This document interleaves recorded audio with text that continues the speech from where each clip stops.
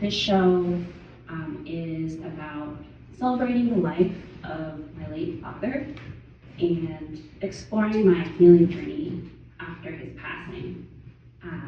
But I think it's important before I dive into that to step back a little bit and see how I got to this place to begin with, and how I got to where I am.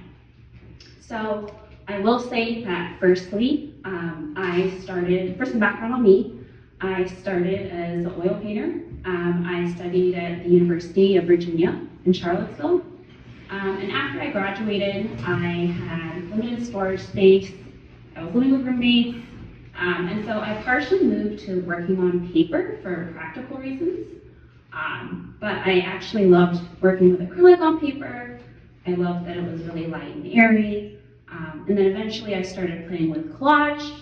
And then for me, I've always gravitated towards sculpture. And I love that this idea of dimension to me is about, like when you think about the human experience and all the things that we feel, we have a lot of complicated emotions, a lot of highs and lows, on any given day.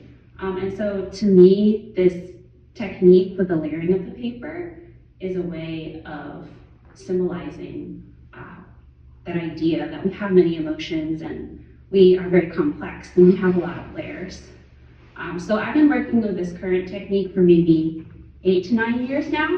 So it's been quite a journey, but that's a bit more about my process.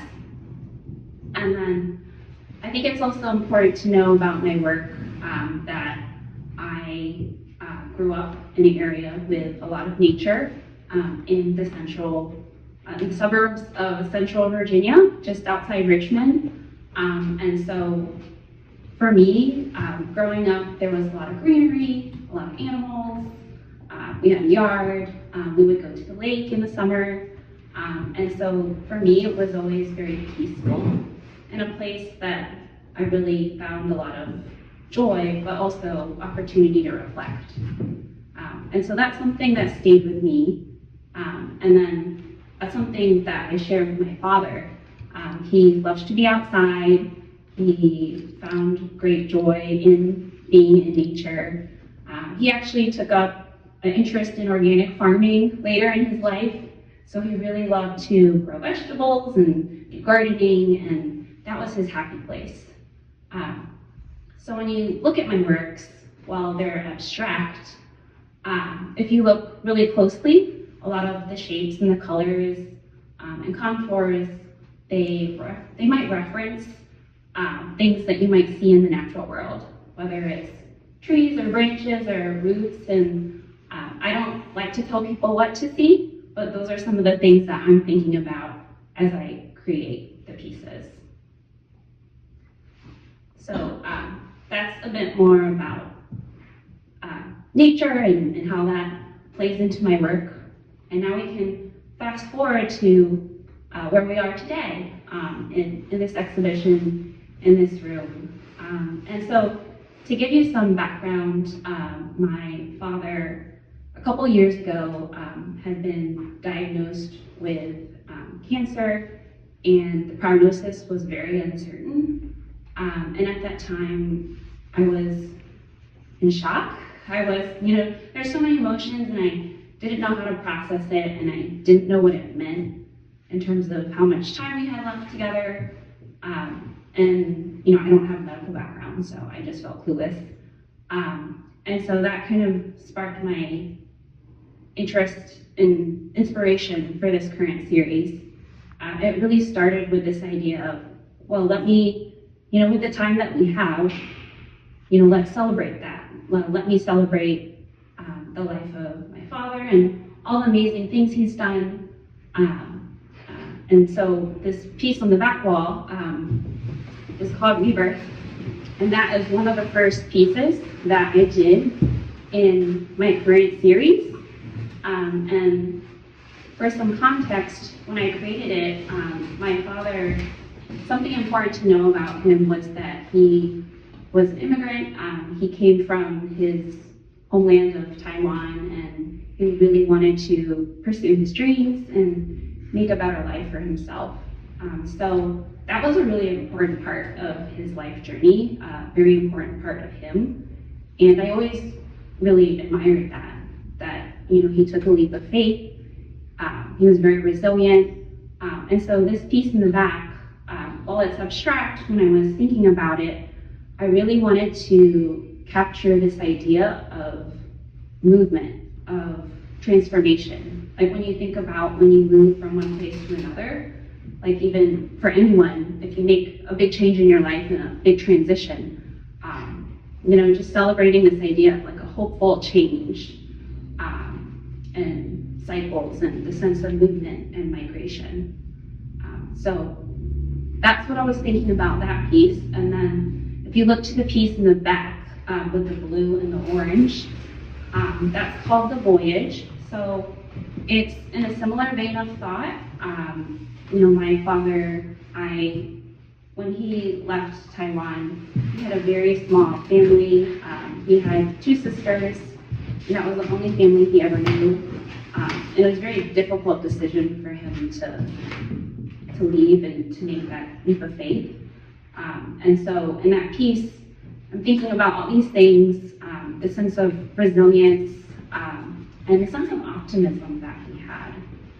And he was just always no matter what happened, he was always always positive and looking forward to the future. And so in that piece, I was really trying to figure out a way, like how do I give physical form to this idea of like possibility and opportunity and optimism. So it's really meant to be a very warm piece, and especially with the oranges, those colors, like something that makes you think of just endless possibilities in a positive way, like looking at the glass half full. And so moving on to these other pieces, I'd say the next sub-series in my work that's important to talk about is, you might notice if you look closely that some of these pieces have text in them. So during the pandemic, I started writing poetry, and it was just another way for me to process a lot of my emotions. And so you'll see on these 2 pieces, the yellow one and the red one here, those are poems that I actually wrote and integrated into my work. And the poems were really about trying to find a sense of optimism and this idea of resilience and strength in these vulnerable moments. In a way, it was almost like an internal pep talk to myself, just with everything going on, and just trying to navigate the uncertainty, but also, reminding myself that, I'll get through this. And so that's a bit more about those pieces. And then some of the pieces, like down here, you'll see some text too, where it's not poetry I wrote, but the references to memories. So I like to jot down a lot of ideas, and sometimes I just remember snippets of sentences from memories, and I integrated that into this work.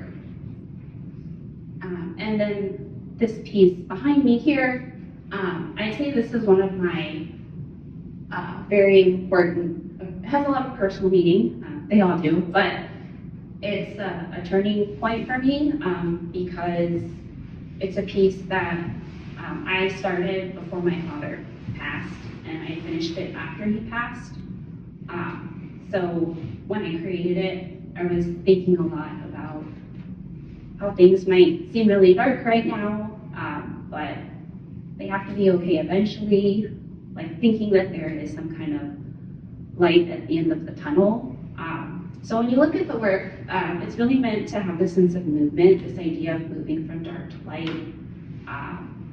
And that, I was thinking a lot about how, like, while my father isn't here with me physically, that he still lives on with me, like in my memory and in me.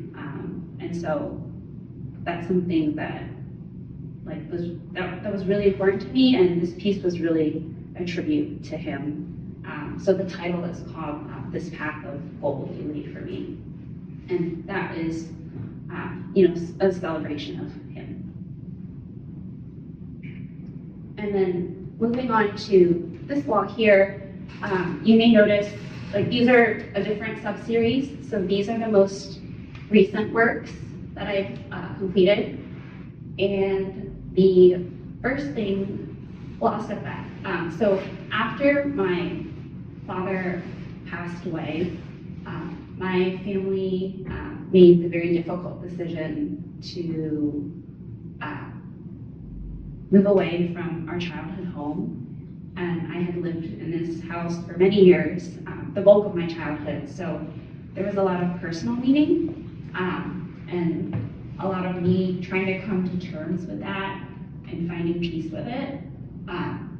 And so when you look at a lot of the works, you'll see that there are, while it's abstract, there might be references to things that I saw in our yard or cherished moments from my childhood, whether that's, the small garden animals or my favorite tree or, the changing seasons. And so that is really the heart of these works, celebrating those cherished memories and this idea of home.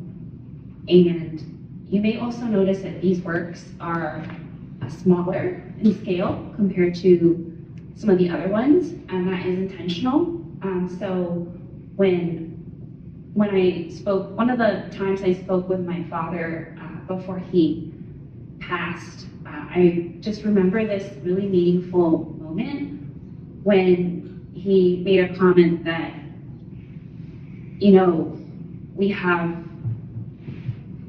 we're very busy and life can get really chaotic, but, sometimes we need to slow down, and sometimes it's just the simple moments that we need to cherish.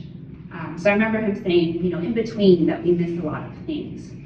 And so I really wanted to, that really stuck with me, and I really wanted to celebrate that in the work. And so it's getting at this idea of those small cherished moments, those things that maybe when I was younger, I didn't really think were a big deal, but now that I'm older and looking back, that's a huge part of my childhood, and something that I'll never forget. And so, so this piece, for instance, with a lot of the bright greens and purples, just to give you an example, so that piece there was inspired by shortly after my father passed away. I was visiting home in Richmond area, and my sister was too, and my mother, and we were all in the yard, and we came across a baby deer that was hidden in a garden bed. And it was just such a pleasant surprise. It was, 1 to 2 months after my father had passed, and there was just something really magical about it, something very hopeful. And it just really stuck with me that, while there were all these feelings that I was still processing, that something like this just brought me a lot of hope, and it was a moment of beauty that really resonated with me. So those are, all these pieces have references to a lot of different stories like that. But I think that really circles back to the title of the show. So it's called Remember Renew, and it's really about celebrating the past, not dwelling on it per se, but finding peace in it and celebrating the happy moments and the joyful moments, and processing that in order to find a sense of healing and to move forward and to make new moments. So that is all I had. I want to thank you for being here today. And I think now we're going to open up the floor for some questions. I'm curious if you know where you're going from here. Or So, you have some ideas. I think there's still some stories that I'm processing within the same style and technique. So that I want to continue to navigate. But I think there's definitely opportunity in terms of thinking of different types of paper that I use. And I know that, some artists can even make their own paper. So that's something that I'm interested in exploring. So there's a lot of different directions I could go in, and I'm still figuring that out. Thank you. I'm curious about your use of color. If it's premeditated, if you think of it ahead of time, or if it's something that comes to you as you go, especially the piece behind you when you mentioned that the progression of when you painted it, if the colors came to you as you went or beforehand, or what they mean. Yeah, I'd love to hear more about that. Yeah, so the colors, I'd say, is a mix. Sometimes I have colors in mind. Like I think, oh, I really want to make a piece with a lot of blue. And then I start working on it, and it ends up a completely different color. But I will say that when I am creating the piece and adding in the layers, it's almost like, I would describe my process as putting together a puzzle, but without knowing what the end image looks like. So it's like a shooting target a little bit. So I'd say a lot of it is just a lot of iterations, like a place. So all the paper is hand painted. So I paint the colors, and then I cut out the shapes. And then I have this process where I go back and forth of placing the colors next to each other, and just continuing to do that until it feels like it's complete and feels like it's in the right place. When do you know that a piece is, that it feels completed? And my second question is, I noticed that some have glitter, some paper has glitter, some doesn't, and I love glitter. My apartment is covered in glitter, so if there's any meaning behind which pieces of paper have glitter or not, I'd love to hear about that too. But yes, I think when a piece feels completed, I'm really interested in that as well. Yeah, so that is definitely a tough one. I think. I know, I'm sorry. No, it's good. I think it just takes, for me, it takes a very long time. And I think part of it is, the color. Like for me, I'm a very optimistic person and hopeful, and in my works, while they are, dealing with a sense of healing and after grief and loss, they're really meant to be hopeful and focusing on, looking ahead. So I think for me, sometimes when I think about color, I think about how do I feel when I look at the work, and if I'm not sure, if it doesn't feel quite right, then I just keep going and I try different colors and arrangements.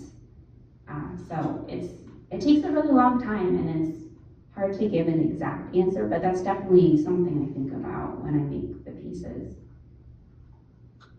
And then in terms of the glitter, so I use different acrylic inks for my work. So some of them, it just depends on how I mix the ink together in the pieces and the way that the light hits the paper, as it's displayed. So it's something that is in some pieces and it's not in others, but it's mostly just how I mix the paints together. Your father specifically, like as he got older, did he have like a desire to go back to Taiwan and I guess like revisit some of the places or where he grew up as a child, and I guess show you where he grew up, or did he already kind of do that before he got older and before he passed away? So I actually haven't been to Taiwan in a very long time. Too long. I say I went right after college, and I feel like if I went now, I'd have a much better appreciation for it. It's something that I wanted to do and he wanted to do, but I think just with the timing with the pandemic and his diagnosis and everything kind of happened at the same time, that that didn't happen. But a big part of, in these works, like with the text, there's additional pieces I couldn't include in the show due to the space restrictions, but I do have some that incorporate text that are translations, notes, and letters from his sisters.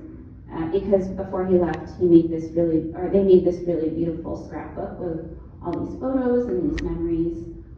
And so for me, while I haven't physically been back, like that is my tie to, that's one thing I have looked to. And after he passed, I feel like I look at it all the time. It's like a way to connect with him, or a part of him that I didn't know before he was my father.